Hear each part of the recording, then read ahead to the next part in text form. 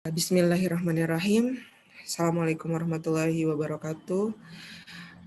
Rabbi shrah Warahmatullahi li amri wabarakatuh. wahlul 'uqdatam min lisani yafqahu qawli amma ba'du. Alhamdulillahirabbil alamin. Kita dapat berjumpa kembali di mata kuliah biometri. Ini untuk materi yang ketiga. Meskipun secara virtual ya pertemuan kita. Dan sebelum kita memulai perkuliahan, saya memohon bantuan dari teman-teman sekalian, juga dari Parian untuk mendoakan almarhum Pak Edi Hernawan sesuai dengan keyakinan dan kepercayaan masing-masing. Berdoa dipersilahkan.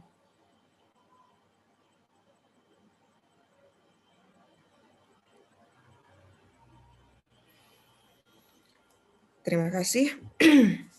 Ya, baik. Kita mulai saja.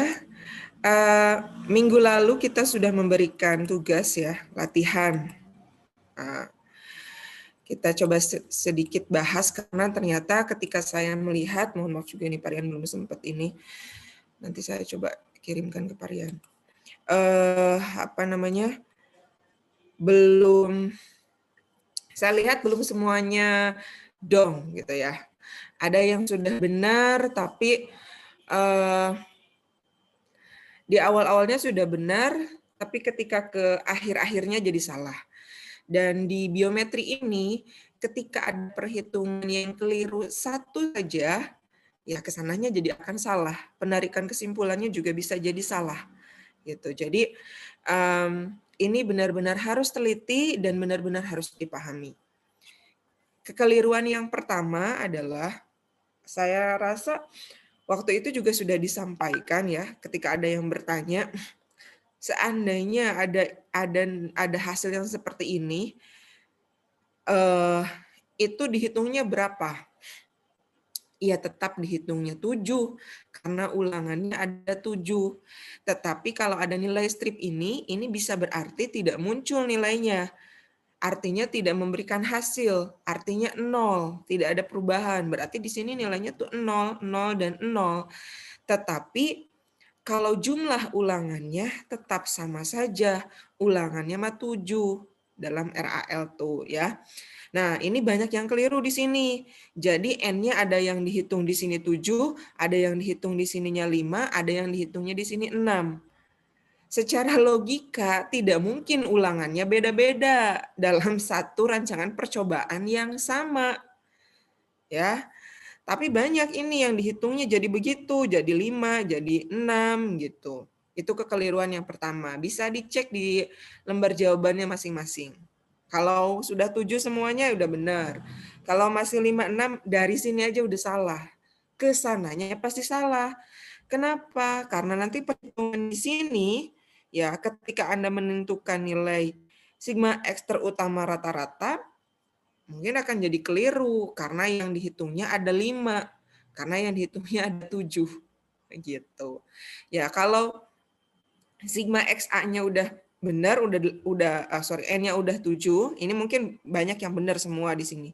7, kemudian sigma X-nya 826, sigma X kuadratnya 97706, rata-ratanya 118, kemudian standar deviasinya 6,30 dan variansnya 39,67 itu udah benar. Kemudian di sini juga sama, ketika Anda memasukkan data, ini nilainya jadi 0. 0, ini juga sama 0. Jadi ini N-nya tetap ada 7. Nah, kemudian dalam pembulatan ini juga sama, ketika menemukan 285, angka 5-nya itu kan, angka yang mau dihilangkannya kan angka 5, sedangkan yang mau dibulatkannya itu genap, meskipun angkanya 8. Berarti di sini kan harus tetap, jadi 148,28. Nah, tapi dalam hal pembulatan masih saya toleransi ketika misalkan jadi 29 gitu ya, tidak jadi masalah. Ini juga sama, rata-rata, ingat rata-rata, saya nggak tahu kok tiba-tiba ada yang menghitung di sini rata-ratanya 140. Terus kalau dijumlahkan ini juga tidak sama. Menghitung rata-rata total, yang dihitung adalah sigma X total dibagi N total. Jadi 2536 dibagi 21. Ya, hasilnya segini. Kemudian, nah ini juga banyak yang tidak dibuat. Hanya beberapa saja yang membuat. Kan saya sudah sampaikan, kalau di dalam yang kita jelaskan, kita anggap datanya normal dan juga variansinya homogen. Tetapi langkah yang harus Anda lakukan tetap saja Anda melakukan uji normalitas data dan uji homogenitas varians. Dan di tugas yang kemarin ini hanya beberapa orang yang bisa dihitung jari lah yang mengerjakan uji normalitas data menggunakan uji Liouvard. Nah, uji normalitas datanya itu berasal dari populasi yang distribusi normal, B juga normal, C juga normal. Intinya uji normalitas data menunjukkan bahwa populasi berasal dari data berasal dari populasi yang berdistribusi normal, maaf. Data berasal dari populasi yang berdistribusi normal. Tetapi ketika uji homogenitas varians menggunakan uji Bartlett itu hasilnya tidak homogen. Ya, tidak jadi masalah. Kita langsung saja ke sini, pengujian hipotesis. Jangan lupa Anda tuliskan hipotesis dari rancangan yang sudah disusun. Kemudian kaidah pengujian hipotesisnya diingatkan kembali, ya, ini sama kaidah pengujian hipotesisnya di dalam RAL. Nah, saya tidak inikan lagi yang ini rumusnya, ya, saya tidak masukkan lagi di sini rumusnya, tetapi langsung ke hasil.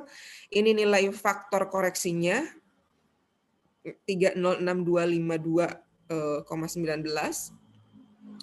JKT-nya 61733,81, JKP-nya 9648,38, JKG-nya 52085,38.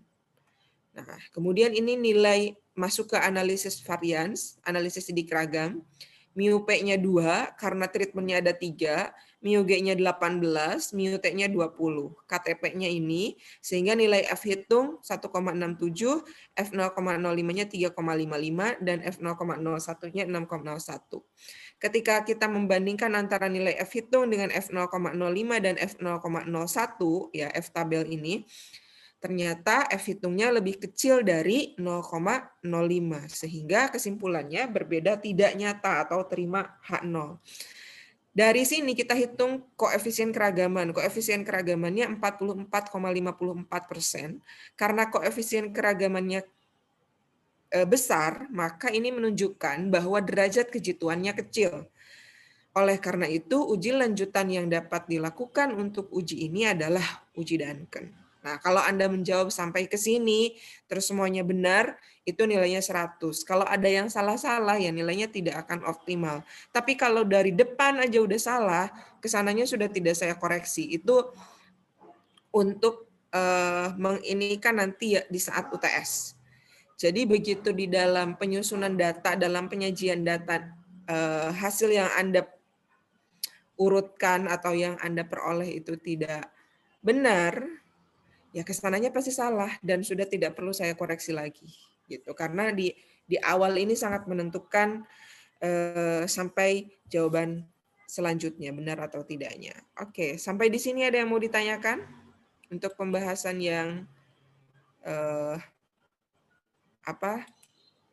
pembahasan materi latihan yang minggu lalu? Ibu, izin bertanya. Ya. Kan di buku ada jika kakak besar, maka uji lanjutannya itu uji Duncan, tapi apakah jadi kejituannya jadi kecil? Iya, betul. Kalau derajat kejituan itu kan semakin tinggi nilai koefisien keragamannya, semakin kecil derajat kejituannya. Jadi berbanding terbalik. Semakin kecil derajat kejituan, semakin kecil koefisien keragaman, itu menunjukkan derajat kejituannya semakin besar atau semakin tinggi. Karena koefisien keragaman yang kita peroleh dari tugas yang kemarin itu besar, ya sampai hampir 45%, itu menunjukkan derajat kejituannya kecil. Karena derajat kejituannya kecil, maka uji lanjutan yang kita gunakan itu harus uji lanjutan yang memiliki tingkat ketelitian tinggi. Di antaranya adalah uji Duncan. Gitu. Ingat ya, kalau kakaknya kecil, derajat kejituan, derajat keabsahannya itu tinggi, berbanding terbalik. Oke. Nah, kalau derajat kejituannya kalau koefisien keragamannya tinggi, derajat kejituannya rendah. Kalau koefisien keragamannya rendah, derajat kejituannya tinggi. Itu berbanding terbalik. Karena kalau yang rendah, kalau kakaknya kecil, berarti kan derajat kejituannya tinggi. Maka kita cukup menggunakan HSD untuk uji lanjutannya. Karena uji lanjutannya itu, uji HSD ini adalah uji yang tingkat ketelitiannya rendah. Gitu. Ya, bisa dipahami ya. Jadi antara derajat kejituan dengan koefisien keragaman itu berbanding terbalik. Oke? Ya. Kita lanjutkan atau masih ada yang mau bertanya?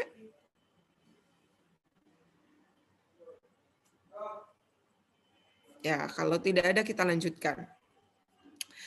Rancangan percobaan yang berikutnya yang akan kita bahas adalah rancangan acak kelompok.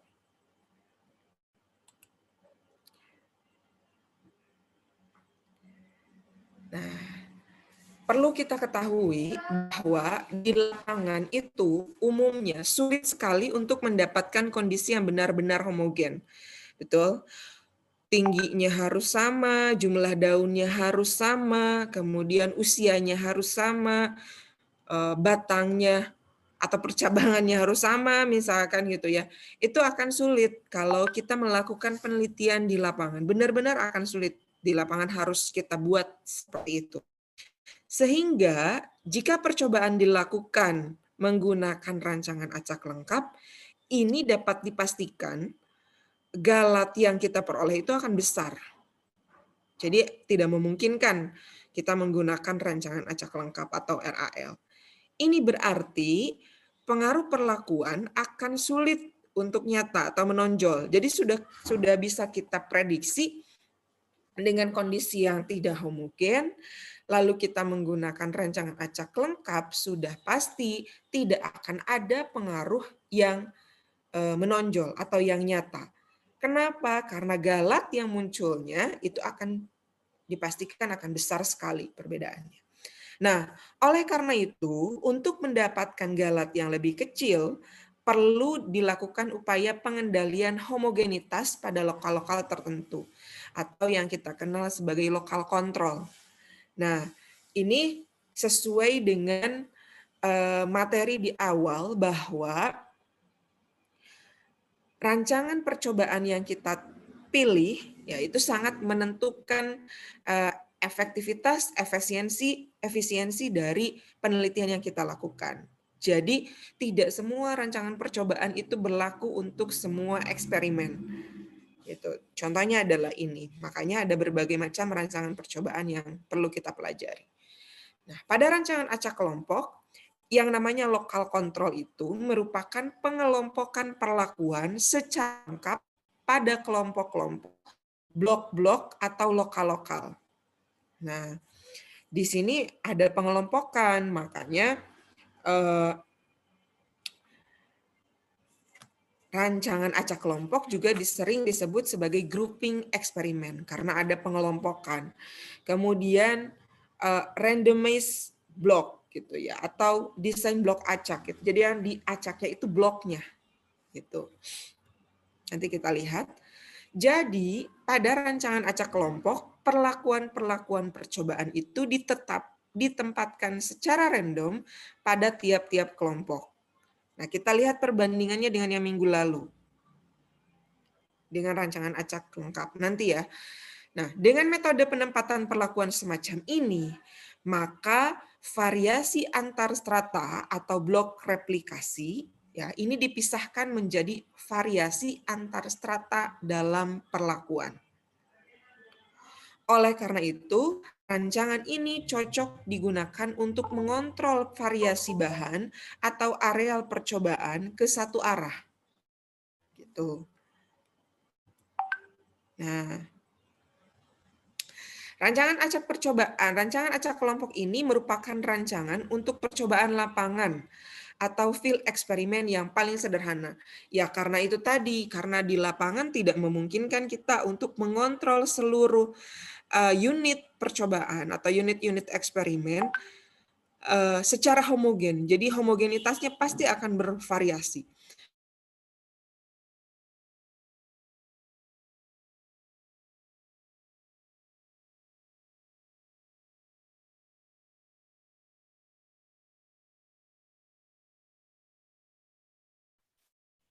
Suaranya hilang, Bu ya.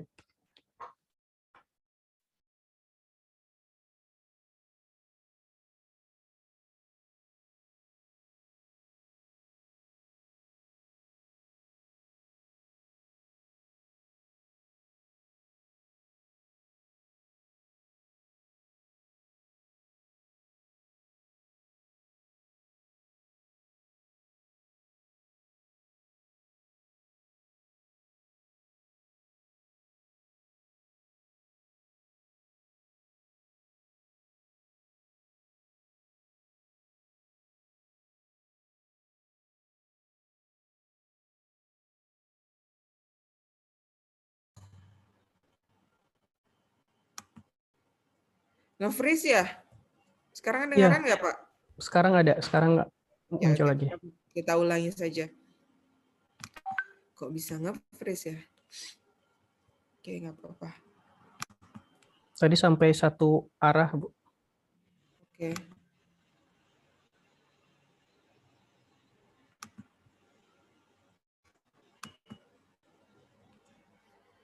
Nah, ini ya. Oke. Berarti kita lanjut ini. Nah, rancangan acak kelompok ini merupakan rancangan untuk percobaan lapangan, berbeda dengan percobaan RAL.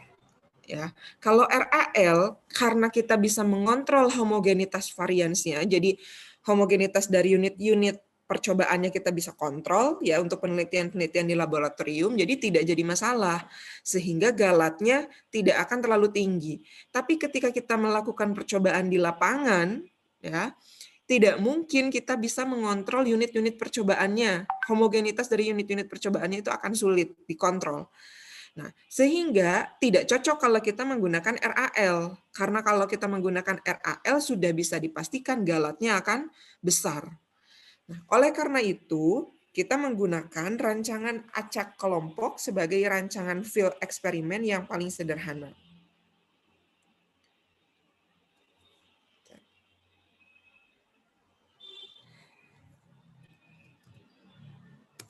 Nah, kita lanjut. Sebagai contoh penerapannya, sebentar ya, belum habis ya.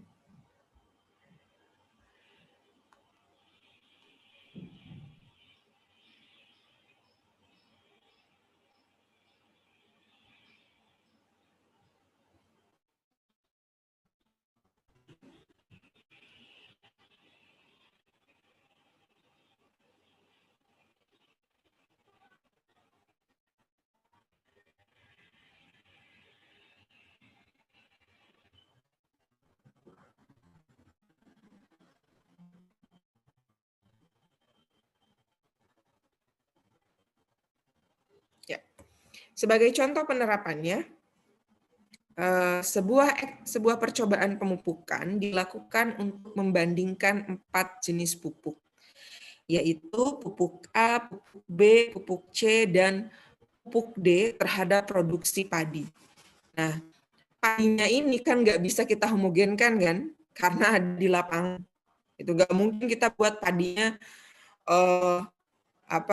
di sawah ini kita pilih yang tingginya sekian kan nggak mungkin, gitu ya. Tidak memungkinkan. Nah, dari contoh penerapan ini, berapa treatmentnya? Jumlah treatmentnya? Ada 4, Bu. 4. Ya, ada 4. Apa saja? A, B, A, B, C, dan D. Ya, pupuk A, ya jenis pupuk A, pupuk B, pupuk C, dan pupuk D. Oke. Nah, berdasarkan kesuburan tanah di lokasi percobaan, maka dilakukan pengelompokan petak-petak percobaan menjadi 5 kelompok. Nah, ini yang membedakan. Kalau kemarin kita kan sudah menyamaratakan, betul nggak? Menyamaratakan semuanya, medianya sama, ininya sama, dan sebagainya sama. Tapi kalau ini kita kan tidak bisa kontrol, ya di lapangan itu apakah kesuburannya sama antara padi yang ditanam di petak A dengan petak B dengan C dengan D misalkan. Tidak mungkin sama. Maka dilakukan pengelompokan petak-petak percobaan menjadi 5 kelompok. Kalau kemarin tidak ada kan, tidak ada ini. Di dalam RAL tidak ada pengelompokan. Jadi kelompoknya berapa di sini? K-nya berapa? 5. 5. Ya betul, ada 5 kelompok berdasarkan tingkat kesuburannya. Sudah bisa dipastikan pengelompokannya berdasarkan tingkat kesuburan. Maka ada 5 kelompok yang akan kita teliti, ya, yang akan kita teliti. Kelompok pertama dengan tingkat kesuburan 1, kelompok kedua dengan tingkat kesuburan 2, kelompok 3 dengan tingkat kesuburan 3, 4 tingkat kesuburan 4, dan 5 tingkat kesuburan 4. Jadi pengelompokannya berdasarkan tingkat kesuburan tanah. Nah, maka percobaan tersebut ya K-nya terdiri dari berapa? 5 ya. T-nya tadi ada 4, sehingga percobaan tersebut digunakan plotnya K dikali T. Kalau minggu lalu bukan pengelompokan kan, tetapi apa? Ulangan, replikasi, R dikali T. Kalau di sini kelompok, kelompoknya ada berapa, T-nya ada berapa. Berarti K-nya tadi ada 5, T-nya ada 4, sehingga plot percobaannya berjumlah berapa? 20. 20 plot percobaan. Oke, kita lihat ya bagaimana tata letak plot percobaannya. Tempat atau bahan percobaan diplotkan dengan pola K dikali T.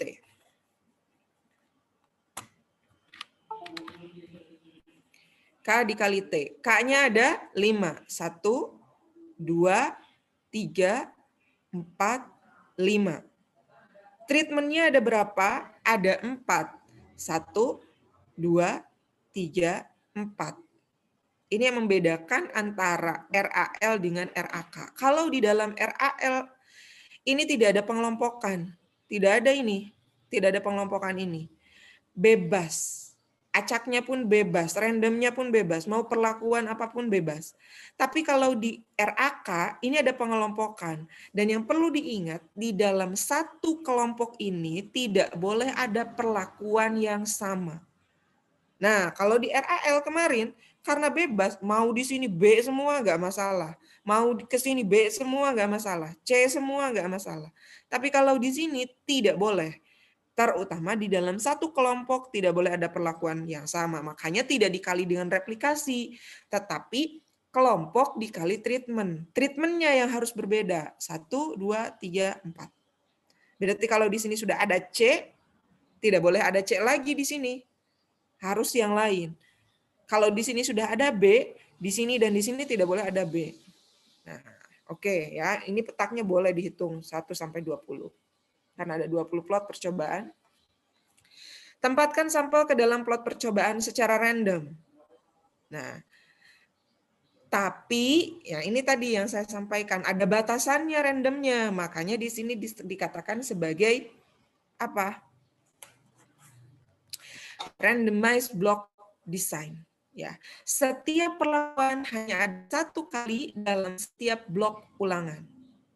Dalam satu blok ulangan tidak boleh ada perlakuan yang sama. Kita lihat. Nah, ini. Coba lihat. Blok yang dimaksud itu pengelompokan ini, penempatan plot, perlakuan ke dalam plot percobaan. Tadi ingat ada berapa kelompoknya? 5 ya. 1, 2, 3, 4, 5. Yang perlu diingat dalam satu kelompok ini tidak boleh ada perlakuan yang sama. Coba lihat di sini. Blok pertama, perlakuan C, perlakuan B, perlakuan A, perlakuan D. Ada yang sama tidak perlakuannya? Tidak. Ya. Tidak. Blok yang kedua, ada perlakuan A, ada perlakuan D, ada perlakuan B, ada perlakuan C. Ada yang sama dalam satu blok ini? Tidak, Bu. Ada. Tidak. Yang ketiga, cek lagi. B, C, A, D. Tidak ada yang sama juga ya. 4, D, C, B, A. Tidak ada yang sama. 5, A, D, C, B. Tidak ada yang sama. Nah, kenapa RAK ini disebut sebagai single grouping eksperimen? Karena hanya ada satu pengelompokannya di dalam blok. Satu arah pengelompokan, tidak dua arah. Artinya ke sini boleh. Karena sudah berbeda kelompok. Di sini coba lihat. Di apa namanya di kelompok 2 A di sini. Di kelompok 5 A di sini. Tidak jadi masalah karena sudah berbeda kelompok, asalkan di dalam satu kelompok tersebut tidak ada perlakuan yang sama. Ini yang dinamakan pengelompokannya satu arah. Gitu. Bisa dipahami sampai di sini? Jadi yang perlu Anda lihat adalah dalam satu kelompok atau di dalam satu blok tidak boleh ada perlakuan yang sama. Perlakuan-perlakuan ini sebenarnya menunjukkan ulangannya. Gitu. Oke, lanjut. Ya, bagaimana kita menyajikan data hasil percobaannya? Data hasil percobaan, misalkan kita peroleh, ya, ini sudah ada angkanya, sudah kita lakukan treatment. Nah, kita uraikan. Nah, kalau di RAL, Anda tidak akan menemukan kelompok. Ya, betul tidak? Kemarin kan Anda tidak menemukan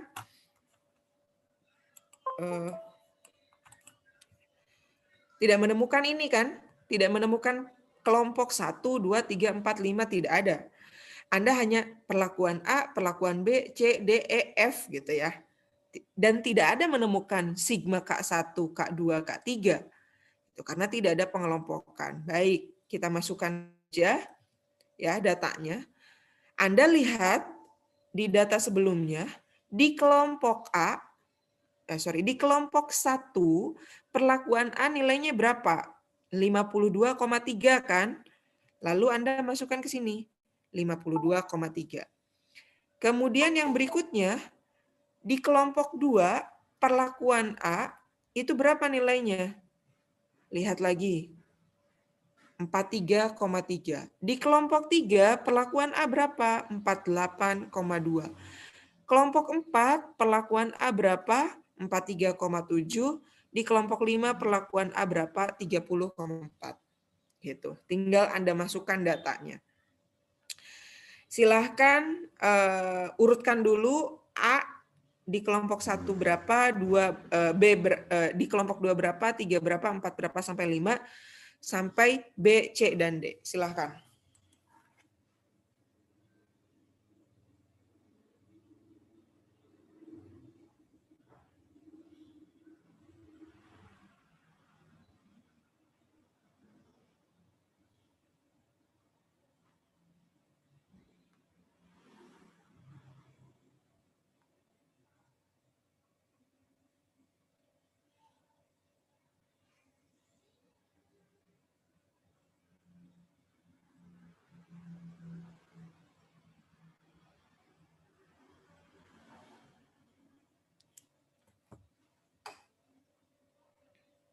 Sudah? Sudah dituliskan datanya?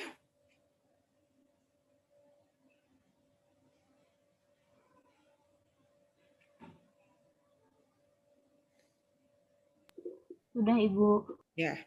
Sekarang silakan masukkan datanya ke sini.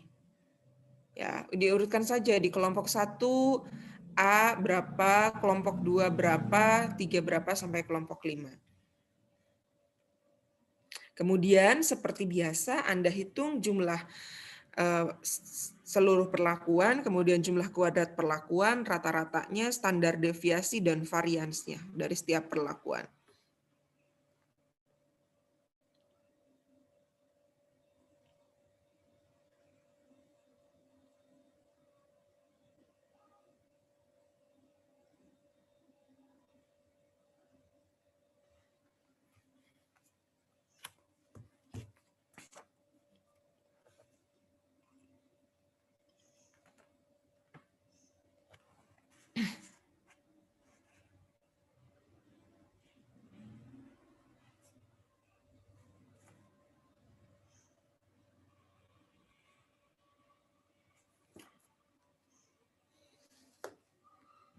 Sudah? Belum?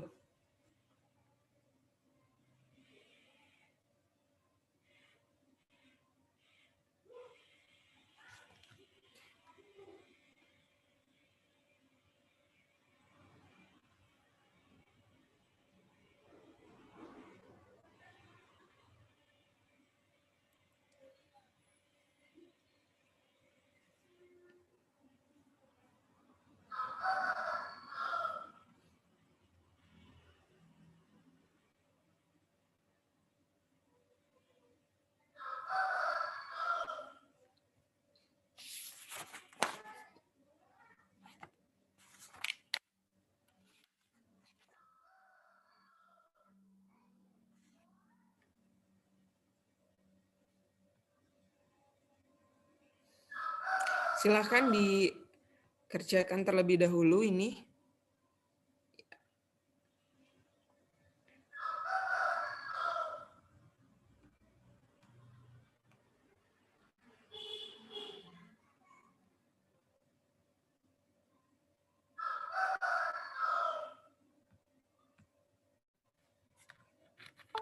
Sambil saya ini tunggu dulu sebentar.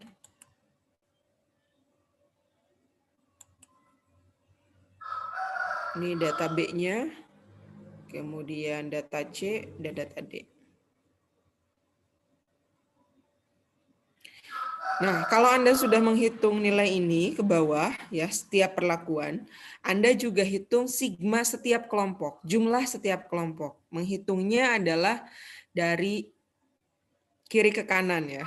Dari sini, kelompok 1 berapa, kelompok 2 berapa, kelompok 3 berapa, 4 berapa, 5 berapa. Silahkan.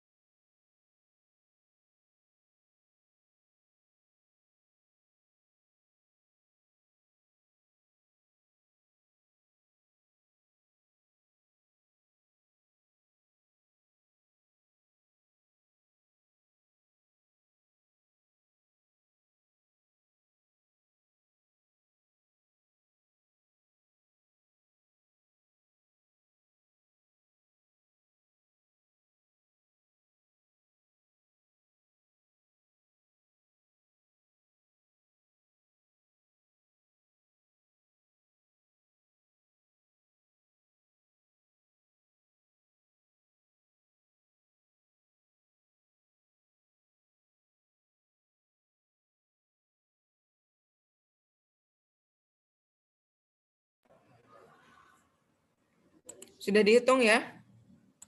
Sudah selesai belum menghitungnya? Nah, oke lah. Ini ya, nilai sigma XA-nya, sigma X kuadrat, X bar A, standar deviasi, varian sudah bisa menghitungnya seperti apa.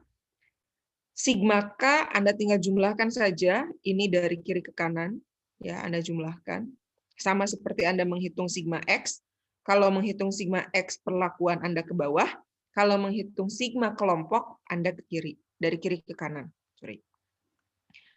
Nah, di sini sigma XT Anda untuk mengoreksi benar atau tidaknya nilai sigma XT itu Anda harus menghitung antara sigma K1 dengan dijumlahkan dengan K2, K3, K4 sampai K5 itu harus sama dengan jumlah sigma XA ditambah XB ditambah XC ditambah XD. Itu untuk mengoreksinya.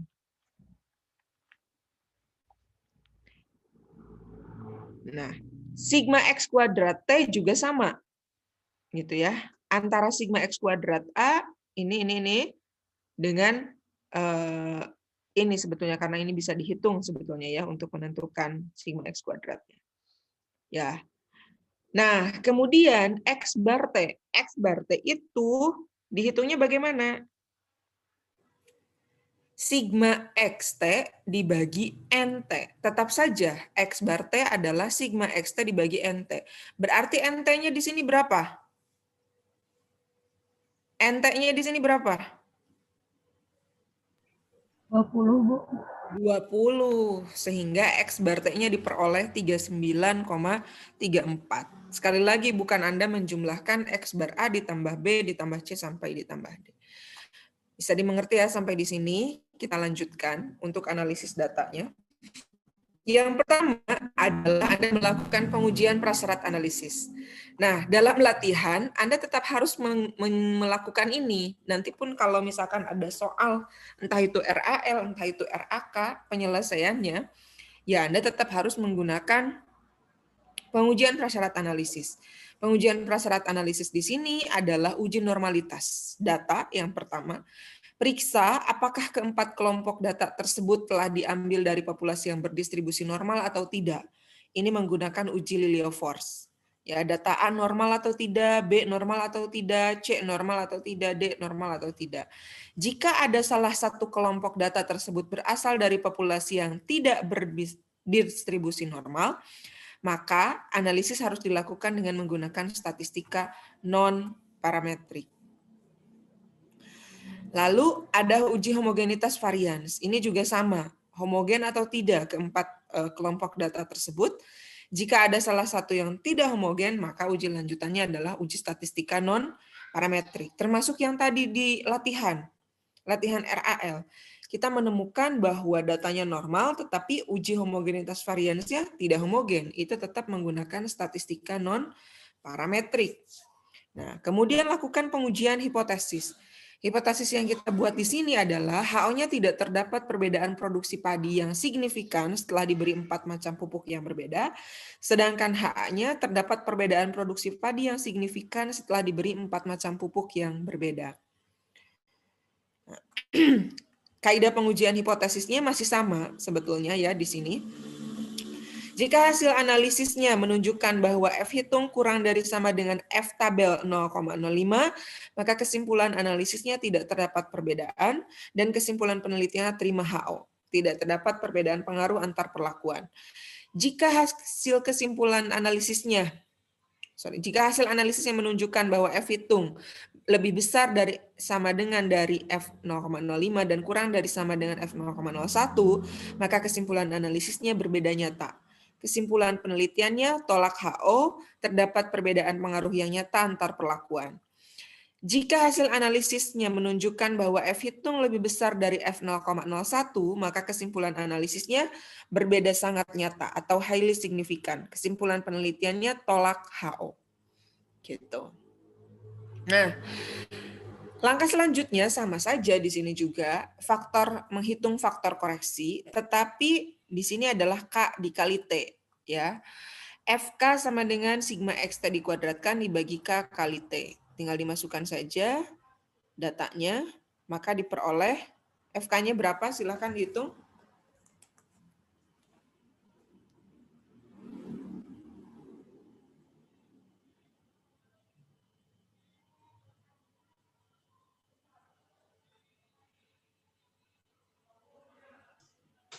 30.952,71 Ibu. Oke, bisa ya menghitung FK-nya. Kemudian kita menghitung jumlah kuadrat total, di mana sigma X kuadrat T dikurangi FK. Sigma X kuadrat T-nya 31783,46, FK-nya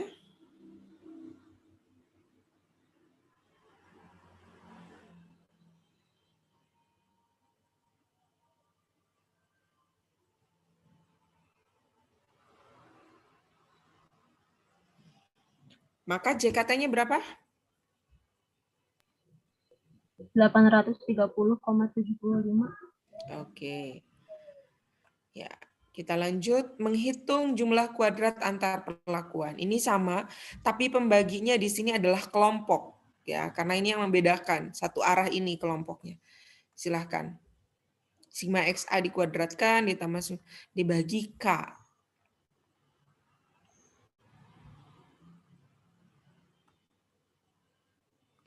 Ini datanya. Silahkan dihitung. Berapa JKP-nya?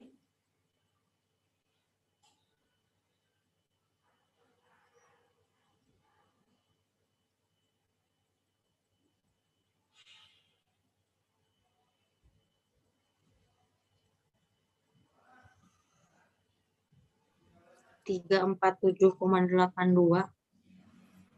Oke. Ya. Yang lainnya sudah bisa ya? Bisa mengikuti ya sampai di sini. Oke, kita lanjut menghitung kuadrat galat. Ya. Sorry, di sini nah ini yang membedakan. Kalau di RAL kita langsung menghitung kuadrat galat kan, tapi karena di sini ada antar kelompok, maka ini juga harus dihitung dengan cara menghitung jumlah kuadrat antar kelompok atau disingkat menjadi JKK. Ini caranya sigma K1 dikuadratkan ditambah K2 dikuadratkan sampai sigma K5 dikuadratkan dibagi T dikurangi FK. Ini datanya, silakan Anda hitung. Berapa nilai JKK-nya?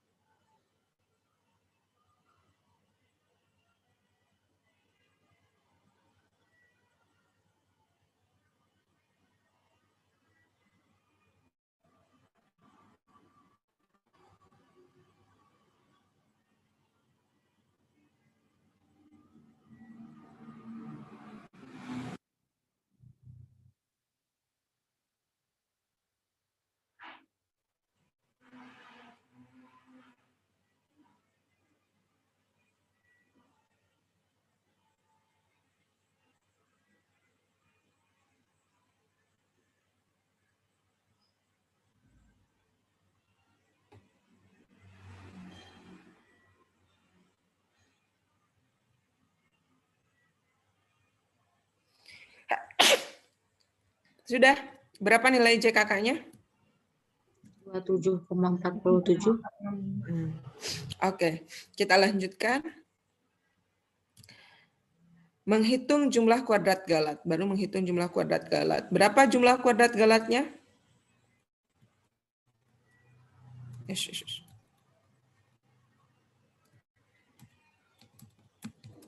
Berapa jumlah kuadrat galatnya? Sudah ada ya, 455,46 dengan cara JKG itu adalah JKT dikurangi JKP dikurangi JKK. Kemudian menghitung ini juga ini. Nah, sekarang membuat daftar ANAFA. Di sini Ya, ini yang membedakan kan sumber keragamannya. Kalau minggu lalu tidak ada sumber keragaman antar kelompok, hanya antar perlakuan, galat, dan total. Betul? Nah, di dalam RAK ini ada tambahan satu. Kita menghitung MIUK atau sumber keragaman antar kelompok atau derajat bebas antar kelompok. Berarti kita hitung MIUP antar perlakuan, derajat bebas perlakuan. T-nya ada berapa T-nya? T-nya ada 4. 4 dikurangi 1, 3. Sekarang kita menghitung derajat bebas kelompok. K-nya ada berapa? 5. 5. 5 5. dikurangi 1, 4. 4. Galatnya K-1 dikali T-1. Jadi 12. 12. NT-nya, ya totalnya, derajat bebas totalnya tetap saja NT-1. Jadi 19. JK-nya ini sudah kita hitung, tinggal dimasukkan. Kemudian Anda hitung KTP-nya. Silakan. KTP, KK, dan KTG.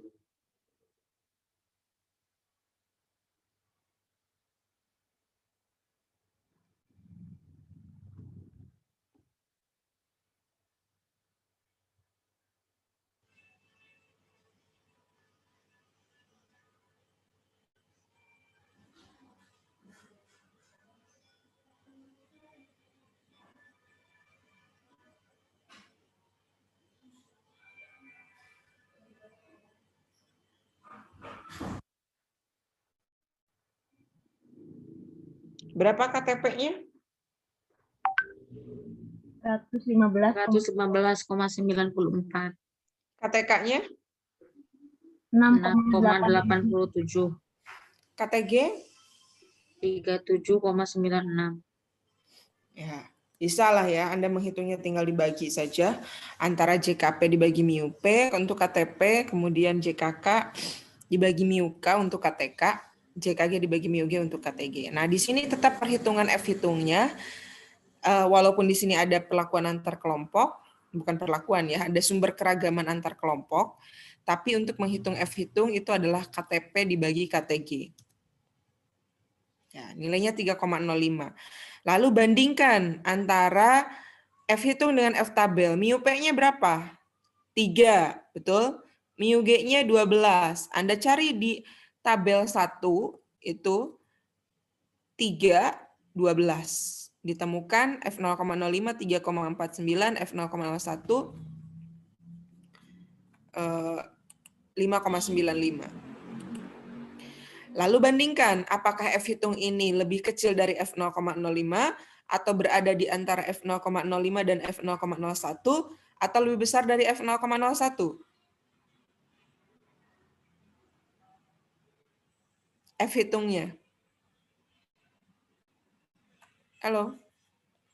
Bandingkan 3,05 dengan 3,49 dengan 5,95. Lebih kecil, Ibu. Lebih kecil dari 0,05. Lebih kecil dari F0,05. Maka kesimpulan analisisnya apa? Karena F hitung kurang dari F0,05, maka terima HO. Kalau terima HO artinya tidak terdapat perbedaan produksi padi yang signifikan setelah diberi 4 macam pupuk yang berbeda.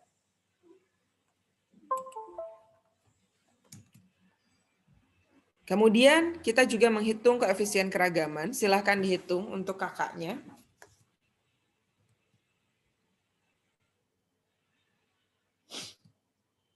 Ya, berapa kakaknya? 16%. Ya, kakaknya 16%. Maka kakak ini penelitian di lapangan. Kakak ini termasuk kecil, sedang, atau besar?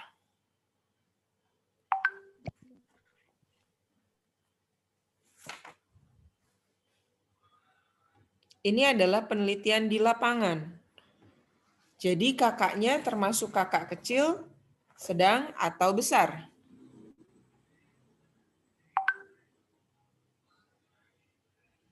Halo?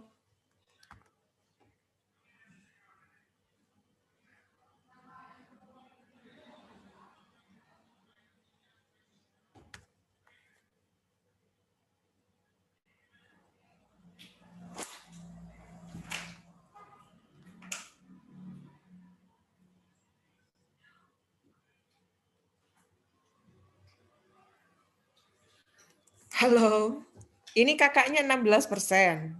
Nah, karena kakaknya 16% dan ini adalah field eksperimen, apakah ini termasuk koefisien keragamannya?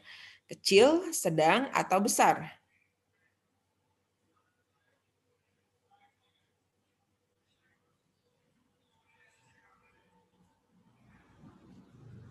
Ada yang bisa menjawab?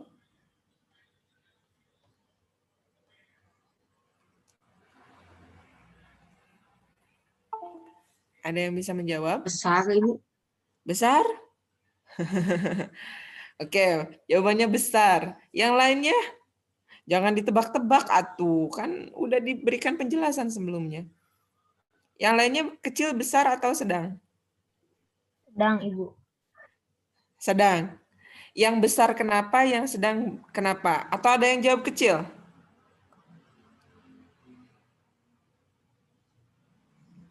Belum ada yang jawab kecil nih.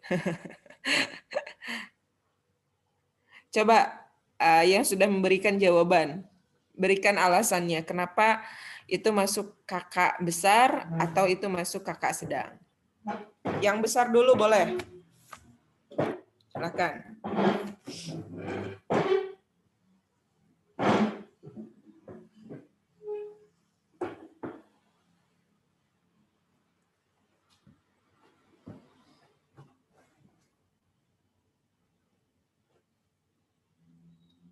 Ayo coba jelaskan. Tadi kan udah ada yang jawab, itu kakaknya besar katanya, terus kakaknya sedang. Nah, sekarang saya minta argumennya menjawab kakaknya besar itu. Bagaimana alasannya? Menjawab kakaknya sedang itu bagaimana alasannya? Silakan.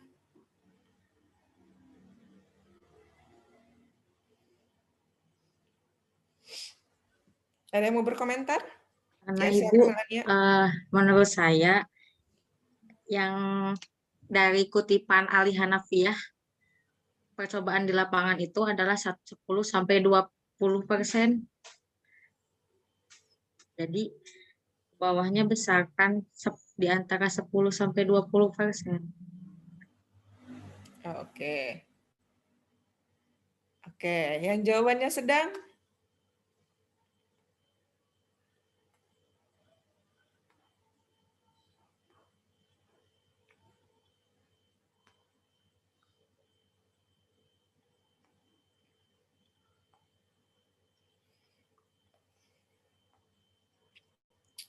Yang jawabannya sedang, tadi ada yang menjawab sedang katanya. Nah, itu kenapa alasannya sedang?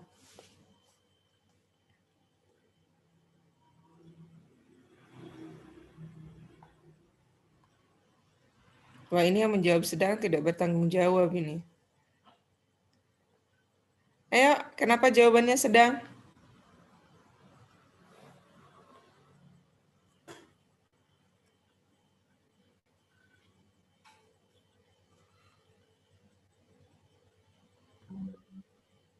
Di sini Bu, apa sih katanya kalau jika kakak sedang itu antara 10-20%. Mm-mm. Iya, jadinya termasuknya kakaknya sedang Bu. Iya. Iya, betul ya. Jadi, perlu diingat kembali nih untuk koefisien keragaman. Jika kakaknya kecil itu untuk kondisi yang homogen maksimal 5%, sedangkan untuk kondisi heterogen maksimal Berapa persen? 10%.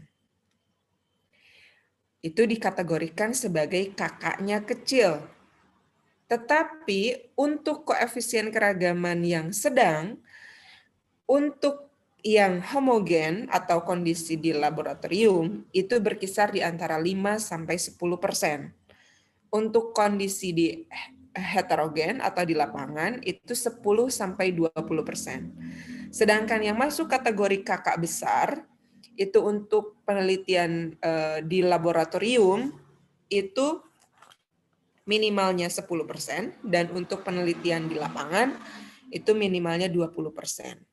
Karena koefisien keragaman yang kita hitung dari contoh ini adalah 16%, dalam kondisi heterogen berarti ini termasuk kakaknya sedang, berada di antara 10 sampai 20%.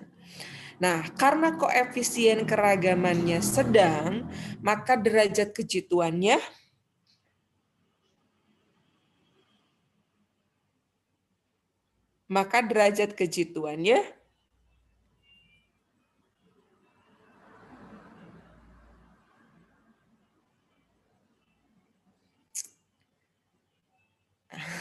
lupa lagi. Karena koefisien keragamannya sedang, maka derajat kejituannya juga sedang, gitu ya. Karena derajat kejituannya sedang, kemudian koefisien keragamannya juga sedang, maka ini memerlukan untuk mengcovernya, memerlukan uji lanjutan yang kita kenal sebagai uji LSD atau least significant difference atau uji beda nyata terkecil BNT gitu ya. Karena hasil kesimpulan ini dalam kondisi ya 50-50 dalam tanda petik gitu ya, 50-50, bisa dipercaya bisa tidak gitu, keabsahannya itu sedang-sedang saja gitu. Maka analisisnya pun, uji lanjutannya pun uji yang sedang-sedang saja derajat kejituannya gitu. Nah, ini kesimpulannya masih harus diperbaiki ya. Oke.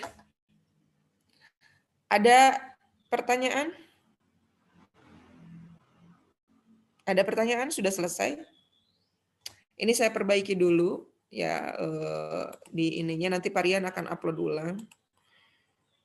Ini derajat kejituannya lebih besar dari 10% dalam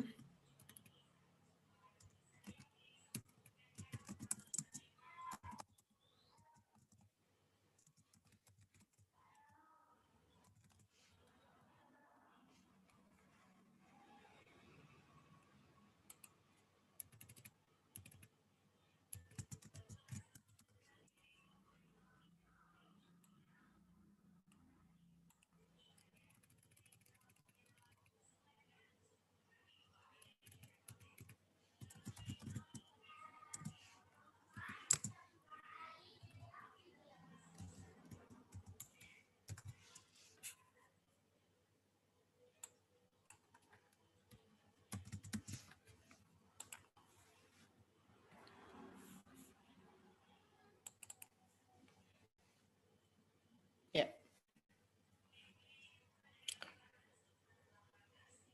Ada pertanyaan dulu? Kita masih punya cukup banyak waktu. Kalau ada yang mau ditanyakan. Nanti juga ada latihan lagi, ya. Ada latihan lagi. Ini bisa dikerjakan seperti biasa. Nanti akan di-share kembali. Bisa jadi di Google Classroom atau di Trello untuk latihan soalnya. Kalau pengumpulannya tetap di Google Classroom. Ya. Ada pertanyaan dulu? Sudah paham? Sudah paham tapi ya. Insya Allah sudah, Bu. Insya Allah, Bu. Siap. Parian ada tambahan barangkali? Ibu izin bertanya. Kalau dari saya sudah ini detail penjelasan dari Ibu. Mungkin sedikit saja sebelum nanti ada pertanyaan tuh dari rekan-rekan mahasiswa. Intinya sampai saat ini saya harapkan Anda sudah tahu pada saat kondisi kapan Anda pakai RAL dan saat kondisi kapan Anda pakai RAK. Nah, mudah-mudahan kondisi itu Anda sudah benar-benar paham. Itu aja mungkin, Bu. Ini ada Ya, yang mau bertanya kayaknya. ya silakan yang mau bertanya. Bu izin bertanya, izin untuk mengklarifikasi ya Bu. Berarti untuk yang heterogen itu buat yang RAK gitu ya Bu, sedangkan yang homogen untuk RAL. Tidak mesti selalu begitu, Silvi. Tetapi yang jelas dalam kondisi homogen, ya dalam kondisi homogen itu berarti perlakuannya bisa kita kontrol. Penelitian-penelitian di laboratorium, bukan perlakuannya, unit eksperimennya bisa kita kontrol. Kita samakan, kita homogenkan. Nah, kalau sedangkan di lapangan dalam kondisi heterogen, gitu ya, kan tadi ada heterogen. Keheterogenannya apa? Tingkat kesuburannya tidak sama kan? Ada pengelompokan tingkat kesuburan. Nah, itu berarti kita tidak bisa samakan. Itu dalam kondisi heterogen, itu maksudnya. Tidak selalu bisa, tapi memang ya tidak mesti untuk yang homogen itu RAL, untuk yang heterogen itu RAK. Tapi relate memang gitu ya. Biasanya untuk penelitian-penelitian yang unit eksperimennya homogen, kita menggunakan RAL. Untuk unit-unit eksperimen yang penelitiannya heterogen, ya penelitian lapangan, menggunakan RAK. Jadi bisa diriletkan memang, tapi tidak berarti demikian kesimpulannya gitu maksud saya, supaya tidak ada pemahaman bahwa homogen itu RAL, heterogen itu RAK gitu. Tidak mesti selalu begitu. Yang jadi patokan adalah ketika unit eksperimennya bisa kita atur, bisa kita homogenkan, nah, berarti itu dalam kondisi homogen. Ketika unit eksperimennya tidak bisa kita homogenkan dalam kondisi heterogen, berarti itu memang kondisinya heterogen. Memang kebanyakan kondisi heterogen ini adalah penelitian-penelitian lapangan. Dan penelitian-penelitian lapangan kebanyakan menggunakan RAK, itu saja. Jadi jangan menyimpulkan bahwa yang homogen itu RAL, yang heterogen itu RAK. Kita belum ketemu dengan rancangan bujur sangkar Latin, gitu. Ya, itu ya Sylvia. Ya Ibu, sudah paham. Terima kasih Bu. Ya, baik. Ada lagi? Ada lagi pertanyaannya?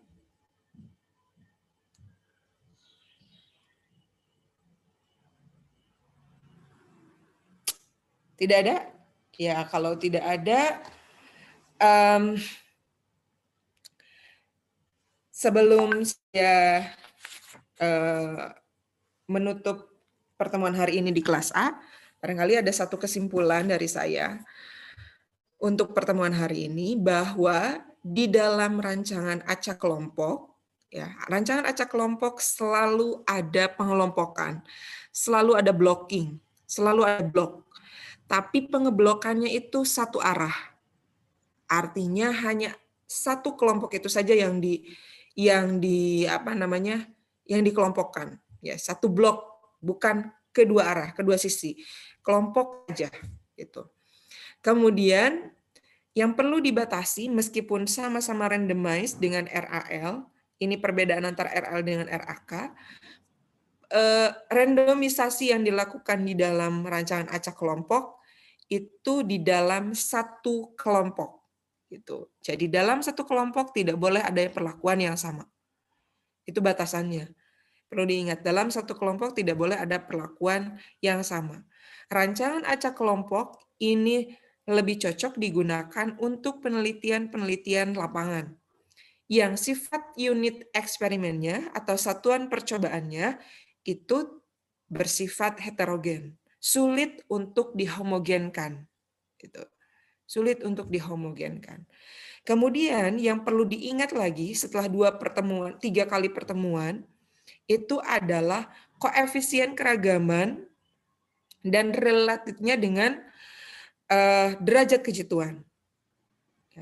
Semakin tinggi koefisien keragaman, maka semakin rendah derajat kejituannya. Semakin tinggi koefisien keragaman, semakin rendah derajat kejituannya. Jika koefisien keragamannya kecil, dalam kondisi homogen, itu berarti dia maksimal 5%. Dalam kondisi heterogen maksimal 10%, maka derajat kejituannya tinggi. Dan uji lanjutan yang bisa dilakukan untuk hasil ini adalah HSD dengan tingkat ketelitian yang rendah. Jika koefisien keragamannya ini sedang, untuk kondisi homogen 5-10%, untuk kondisi heterogen 10-20%, maka derajat kejituannya sedang. Uji lanjutan yang diberikannya pun uji lanjutan yang ketelitiannya sedang, yaitu uji LSD. Jika koefisien keragamannya besar, maka derajat kejituannya kecil. Koefisien keragaman besar itu untuk kondisi homogen minimal 10%, untuk kondisi heterogen minimal 20%. Maka diperlukan uji lanjutan yang sifat ketelitiannya sangat tinggi, yaitu uji Duncan. Itu perlu diingat ya, karena ini akan berpengaruh pada uji lanjutan berikutnya. Nah, nanti ketika kita masuk materi tentang beda nyata, nah itu kita akan mempelajari satu persatu bagaimana itu HSD, bagaimana itu LSD, dan bagaimana itu uji Duncan. Ya, baik. Saya kira untuk pertemuan hari ini sudah cukup. Mudah-mudahan ada manfaatnya sharing kita hari ini, khususnya bagi saya dan umumnya bagi kita semua. Terima kasih atas segala pertemuannya, perhatiannya. Wallahul muwaffiq ila aqwamit thoriq. Wassalamualaikum warahmatullahi wabarakatuh. Waalaikumsalam. Waalaikumsalam warahmatullahi wabarakatuh. Daftar hadirnya sudah di